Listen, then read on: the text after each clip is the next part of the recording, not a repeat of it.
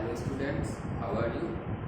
So today we are going to start the chapter number 3 of class 12, that is chemical kinetics. तो आज हम start करने जा रहे हैं तो चैप्टर नंबर 3 केमिकल काइनेटिक्स। ठीक है, तो सबसे पहले चैप्टर का नाम पढ़ के मेरे दिमाग में आएगा कि मैं इस चैप्टर के अंदर किन चीज़ों के बारे में पढ़ना चाह रहा हूँ। ठीक है ना, तो जब भी हम किसी भी केमिकल रिएक्शन के बारे में बात करते हैं तो केमिकल रिएक्शन के बारे में हमें 2 और 3 चीज़ों पे मेनली फोकस करना होता है। जैसे कि एग्जाम्पल के तौर पर अगर मान लीजिए कोई भी केमिकल रिएक्शन है तो उसमें पहले मुझे ध्यान रखना पड़ेगा कि whether the chemical reaction is feasible और नॉट। पहली चीज मुझे पता होनी चाहिए केमिकल रिएक्शन के बारे में कि रिएक्शन फिजिबल है या फिर फिजिबल नहीं है। दूसरी चीज निकल के आती है कि अगर रिएक्शन फिजिबल है तो वो कितने टाइम के बाद में इक्विलिब्रियम जो होगी वो स्टेबलाइज करेगा। और तीसरी चीज आती है that is the speed of reaction. Speed of reaction, तो केमिकल रिएक्शन के बारे में हमें ये 3 चीजें इंपॉर्टेंटली पता होनी चाहिए। जैसे कि पहली बात करूँ मैं उसकी फिजिबिलिटी, दूसरी इक्विलिब्रियम और तीसरी जो होगी वो आपका स्पीड ऑफ केमिकल रिएक्शन। तो अगर फिजिबिलिटी की बात करते हैं तो ये चीज़ हमने पढ़ी थी किस केस में, थर्मोडायनामिक्स।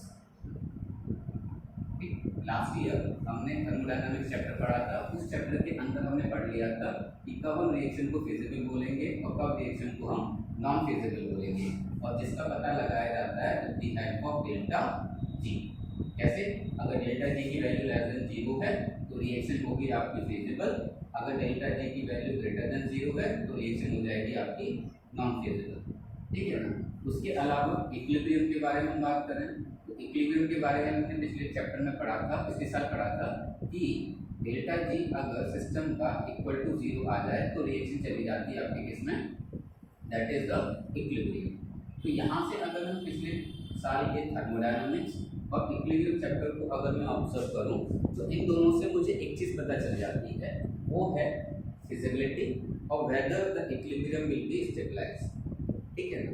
तो ये दोनों चीज़ों के बारे में मुझे पता चलता है, लेकिन इन दोनों चीज़ों में ही हमारे पास एक नई प्रॉब्लम अराइज होती है। जैसे कि अगर हम बात करेंगे कि ग्रेफाइट को डायमंड में कन्वर्ट करना, इट इज़ पॉसिबल।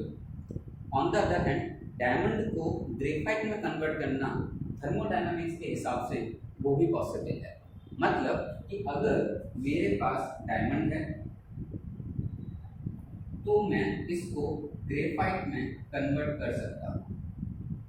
ठीक है, क्या है मेरे पास, अगर मेरे पास डायमंड है तो मैं डायमंड को किस में कन्वर्ट कर सकता हूँ, ग्रेफाइट के अंदर, अंडर द सर्टेन कंडीशंस। ठीक है, और ये कहता है थर्मोडायनामिक्स कि हाँ भाई थर्मोडायनामिक्स में इस रिएक्शन के लिए डेल्टा जी का वैल्यू जो है वो लेस देन 0 होता है, इस वजह से मैं डायमंड को ग्रेफाइट में कन्वर्ट कर सकता हूँ। But main problem arises here the time, कि ये जो डायमंड से ग्रेफाइट कन्वर्ट करना है ये एक शॉर्ट पीरियड ऑफ टाइम में नहीं होता, that will require a long period of a time. Okay, it will require basically years. Okay, तो इसी वजह से ये जो आपका डायमंड से ग्रेफाइट करना थर्मोडायनामिक्स के हिसाब से तो क्या है, फिजिबल, बट टाइम के हिसाब से इट इज नॉट एक्सेप्टेबल। ये क्या है आपका, टाइम के हिसाब से हम इसको नहीं कर सकते एक तरीके से। ठीक है, इसीलिए हमें लगता है कि जो डायमंड है इट इज फॉर एवर। ठीक है, ये हमेशा के लिए होता है डायमंड को कभी भी इसका कुछ नहीं बिगड़ने वाला, ये जैसा है वैसा ही रहेगा। तो जब इस टाइप से देखते हैं चीज़ों को तो थर्मोडायनामिक्स हमें केवल ये बताता है कि केमिकल रिएक्शन होगी या केमिकल रिएक्शन नहीं होगी, लेकिन ये नहीं बताता थर्मोडायनामिक्स हमें कि केमिकल रिएक्शन को होने में कितना टाइम लगेगा, या फिर मुझे किसी एक पर्टिकुलर कंसंट्रेशन अगर रिएक्टेंट की प्रोडक्ट में कन्वर्ट करनी है तो उसको रिएक्शन को होने में मुझे कितना टाइम लगेगा। ठीक है, तो वो चीज़ डिटरमाइन करना वो चीज़ निकालना डिफिकल्ट होता है और वो चीज़ के बारे में हमारा थर्मोडायनामिक्स कुछ भी नहीं बताता। इसलिए हम चैप्टर नंबर 3 में हम इसी क्वेश्चन का आंसर ढूंढने की कोशिश करते हैं कि how we can determine the speed of a chemical reaction. That is, in simple way, we can also said that in this chapter, that is the rate of reaction. ठीक है, हम इसको और किस नाम से जानेंगे? रेट ऑफ अ रिएक्शन के थ्रू भी इसको जानेंगे। ठीक है, अब जब बात आती है स्पीड की, ठीक, तो स्पीड के बेसिस पर अगर मैं बात करूं तो हम रिएक्शंस को 3 पार्ट्स में डिवाइड कर देते हैं। ठीक है, रिएक्शन को क्या करेंगे हम सॉरी 3 पार्ट्स में हम डिवाइड कर देंगे। पहला पार्ट होगा कि हमारे पास कुछ रिएक्शन ऐसी होती हैं जो बहुत ज़्यादा फास्ट होती हैं। तो पहली रिएक्शन कौन सी आएंगी हमारे पास? Very fast reaction. ये आपने देखी भी होंगी जब आप क्लास 10 में एक्टिविटीज करते हैं। तो एक्टिविटी नंबर 1.2 और I think 1.3 in which what we have did in class 10 as well as in the class 11। अगर हम बात करेंगे क्लास 11 की पर्सपेक्टिव से मैं देखूं, लेड आयन का टेस्ट Pb2 पॉजिटिव को डिटरमाइन करना। ठीक है, उसके लिए क्या किया जाता है? हम सैंपल लेते हैं जिसके अंदर Pb2 पॉजिटिव आयन हो, ठीक है, और उसमें अगर हम ऐड करते हैं aqueous solution of potassium iodide, ठीक है, लेड आयन, और उसके अंदर क्या ऐड करेंगे? Aqueous solution of potassium iodide. तो हम जैसे ही 1 और 2 drop of potassium iodide add की जाती हैं लेड सॉल्यूशन के अंदर या फिर जिस भी सैंपल के अंदर, तुरंत एट इंस्टेंट हमें लेड आयोडाइड का येलो पीपीटी मिलता है। क्या मिलेगा हमें? लेड आयोडाइड का येलो पीपीटी। और ये जो रिएक्शन होती है ये बहुत फास्ट रिएक्शन होती है। इसी तरीके से अगर हम क्लोराइड आयन का टेस्ट कर रहे होते हैं तो क्लोराइड आयन होगा हमारे पास, हम उसके अंदर सिल्वर नाइट्रेट सॉल्यूशन ऐड करेंगे। ठीक है, तो सिल्वर नाइट्रेट ऐड करने पे यहाँ पर हमें सिल्वर क्लोराइड का व्हाइट पीपीटी हमें मिल जाता है। ठीक है, क्या मिल जाएगा हमें यहाँ पे? व्हाइट पीपीटी और सिल्वर क्लोराइड। ठीक, तो इस तरीके से अगर मैं यहाँ पर बात करूँ, ठीक, तो ये जो रिएक्शंस होती है, यहाँ पे येलो पीपीटी हुआ, यहाँ पर व्हाइट पीपीटी हुआ, ये हमें इंस्टेंट मिलता है। मतलब इसमें हमें वेट करने की जरूरत नहीं होती। This reaction will take place rapidly, और हम इसलिए इनको कैटेगराइज करते हैं वेरी फास्ट रिएक्शन के अंदर। ठीक है, और हम एक तरीके से ये भी कह सकते हैं कि जितनी भी हमारी मोस्टली आयनिक रिएक्शंस होती हैं, कौन सी रिएक्शंस हमारी? आयनिक रिएक्शन। जैसे क्लास 10 में आपने पढ़ा होगा डबल डिस्प्लेसमेंट रिएक्शन हो गया, कॉम्बिनेशंस रिएक्शंस हो गया।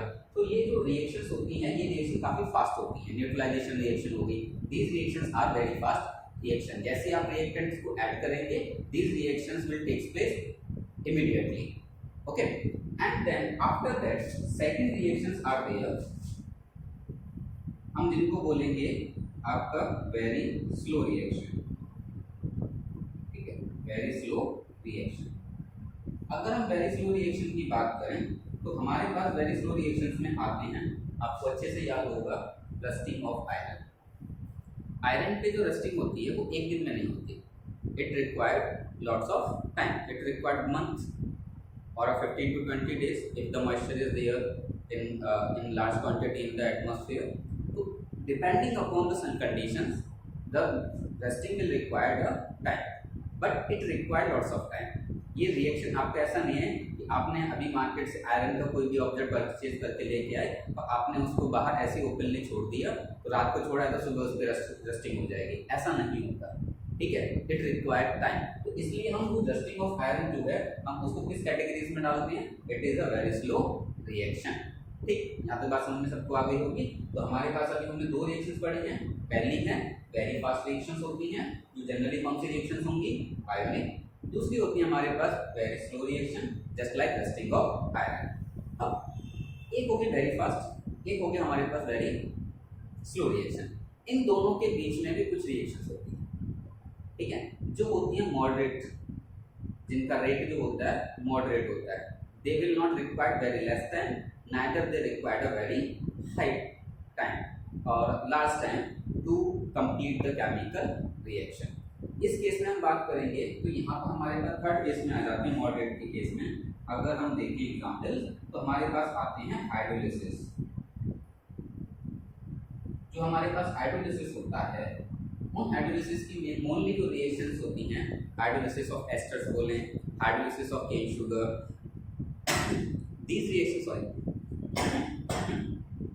reactions will be takes place not much more time, not much less time, मतलब ये 2-4 मिनट, 4-5 मिनट, 10 मिनट, इतने टाइम के बाद में ये रिएक्शन आपकी कंक्लूड हो जाती है।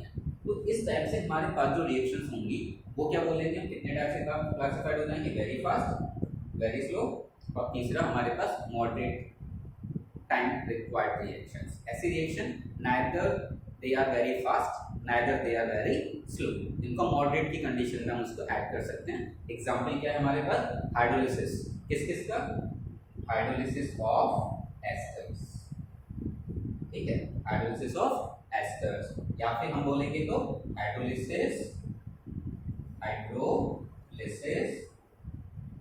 ऑफ इसका शुगर और sucrose, cane sugar that is sucrose, ठीक है। सुक्रोज का हाइड्रोलिसिस कराते हैं तो किस किस में ब्रेक डाउन होता है, ये it is break down into glucose and fructose, इसमें टूटेगा ग्लूकोज और फ्रक्टोज के अंदर ये आपका ब्रेक होगा। इसी तरीके से अगर हम बात करेंगे हाइड्रोलिसिस ऑफ एस्टर्स की, तो ये आपका किसमें ब्रेक डाउन हो जाता है, कार्बोक्सिलिक एसिड एंड अल्कोहल। तो ये जो रिएक्शंस हैं this will require 5 to 10 minutes to complete, that is why they are the moderately reactive reactions. Okay, यहाँ तक बात सभी को समझ में आ गई होगी। ओके,